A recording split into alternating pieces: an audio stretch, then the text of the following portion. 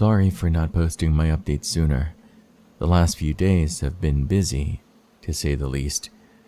I guess I'll start with some extra information which I originally didn't think was relevant.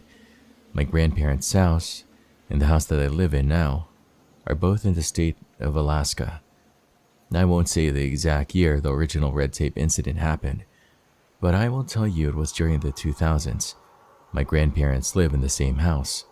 Both are healthy enough, save for the years of chronic back problems that recently put my grandpa in a wheelchair for most of the day. Thomas and Isabel, who I now realize I shouldn't have named in my first post, moved to Washington State back in high school. Come to think of it, that would have been 10 years ago. Crazy how time flies. Anyway, keep these in mind while I tell the rest of my story.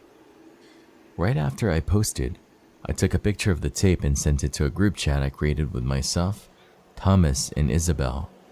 Underneath the picture I texted, "Hey guys, I know, kinda downplaying it, right? But sue me, okay? I wasn't thinking clearly." Then I waited for the police to show up to my house. I kept my grandpa's old hunting rifle, a different one from the one my grandma had in the last post, by my side the whole time. Eventually, I gave in to my morbid curiosity. I put the tape into the old VHS player I kept from my grandparents' house. As the machine slowly came to life, I dug my fingernails into my palms. Nothing. Just a black screen. But this time, with no text around the sides. I grabbed the remote and rewound and fast-forwarded. Nothing ever came up. As I stared, mesmerized at the empty screen, a sudden noise made me jump. The sound of a notification from the group chat. It was from Isabel, who was, probably rightly so, freaking out. She asked 100 questions and I tried to answer as many as I could. "Did you call the police?" "Yes." "Did you watch the tape?" "Yes." "What was on it?" "Nothing." "Nothing?" "Nothing at all," I told her. I ejected the tape to get a better look at it. I focused on the writing. As a child, it was an enigma. As an adult, it was Cyrillic. I got back on my laptop, opened up a Word document, and used the Insert Characters tool to painstakingly draw out the characters.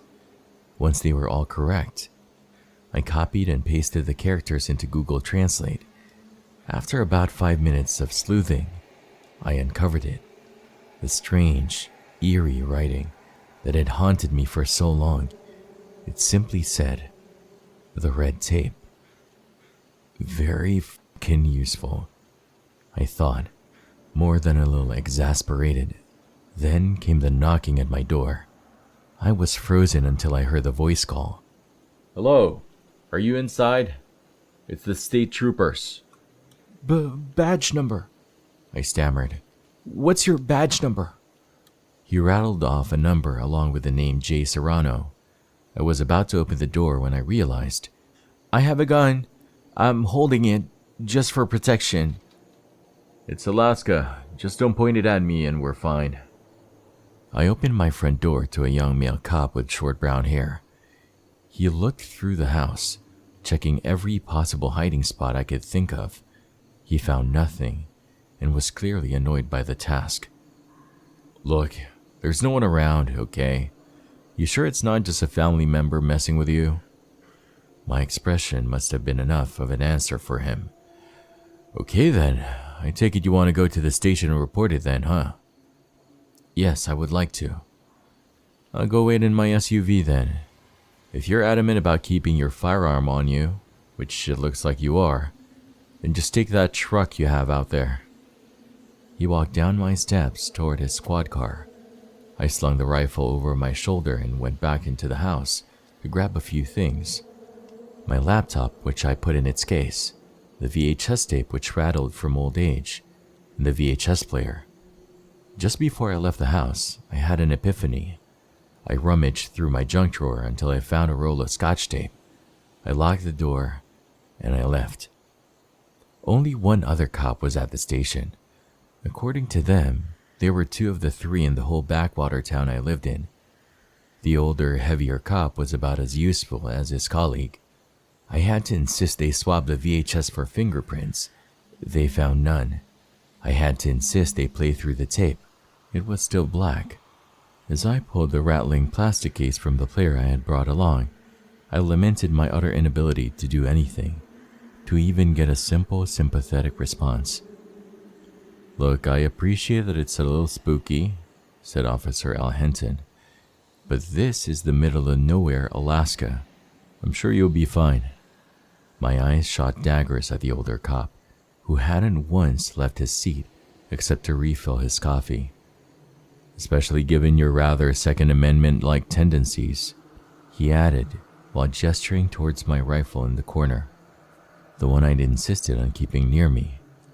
Despite their apathy, I managed to have them record my name and number before I left the little rinky-dink police station behind. The whole drive through the Evergreen Highway back to my home, all I could think about is why that man in the wooden mask would leave behind the VHS tape with nothing on it. Was it just to fuck with me? Why would he wait nearly 20 years to do so? These thoughts kept swarming my head as my Ranger's tires crunched over the gravel that was my driveway. I took another look at the tape sitting on my passenger seat. My eyes rested on it for several seconds, at the handwritten Cyrillic and the faded deep red plastic. Then I grabbed my rifle from the gun rack and pointed the scope at my door. Everything was normal, save for one discrepancy. The small piece of scotch tape I'd left in the top corner, a small transparent seal bridging the door and the frame, was loose. Back into reverse, back down the Evergreen Highway, and into the nearest motel I could find. There I unpacked my VHS player and my laptop.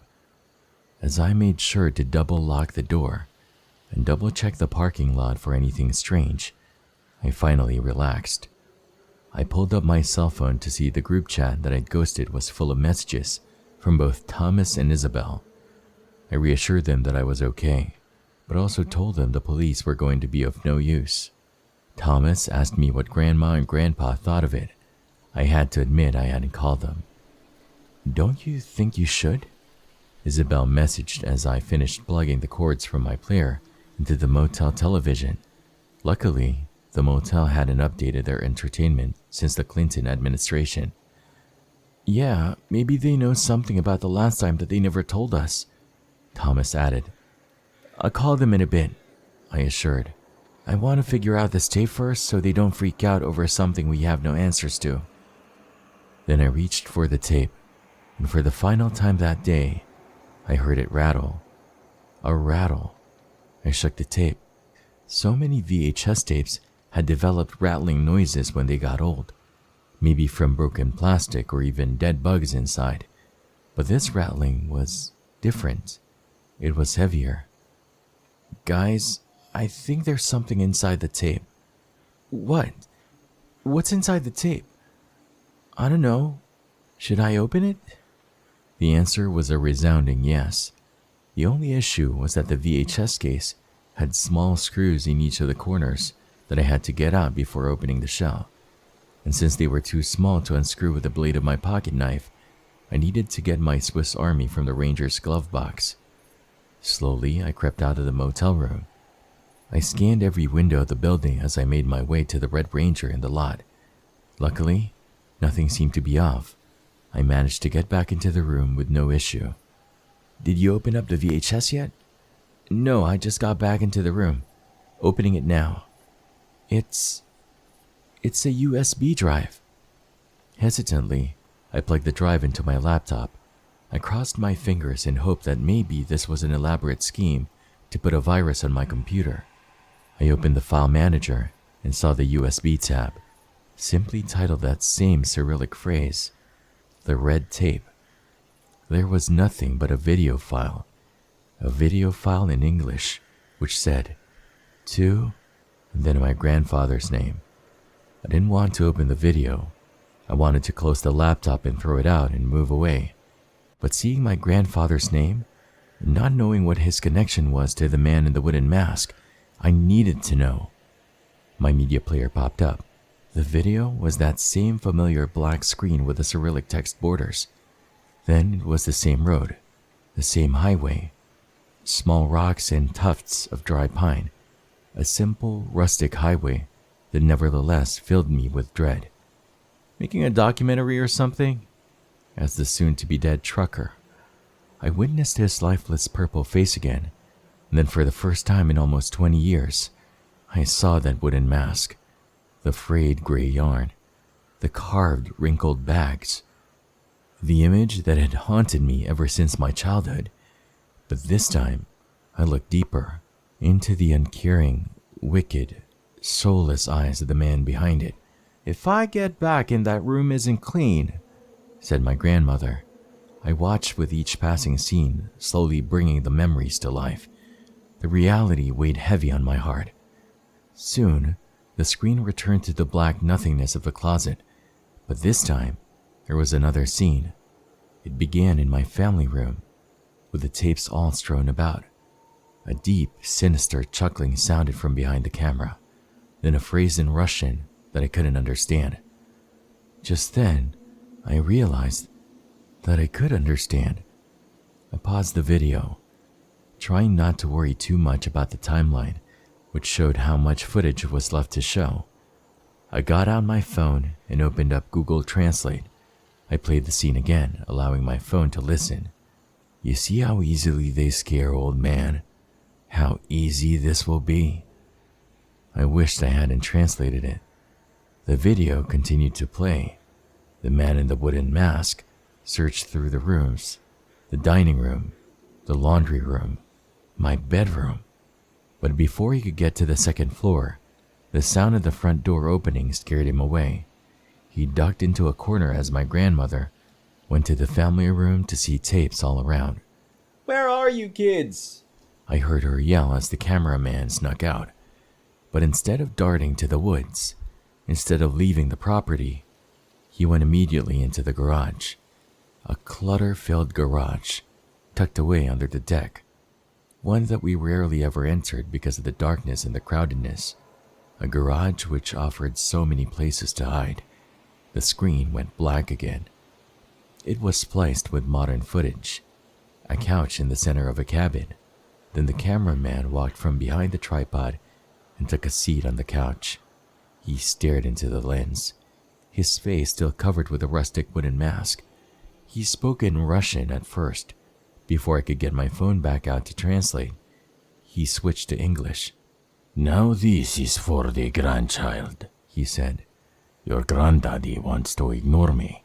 He wants to forget what he left behind. But I don't forget, and I won't be ignored. If your cowardly old man refuses to see me, then I'll have to come visit you, and I won't be so nice this time." The video ended. I sat there stunned. A million questions flew through my head. I didn't have any answers, but I knew where to start. I pulled up my contacts and went to call the people I should have called to start.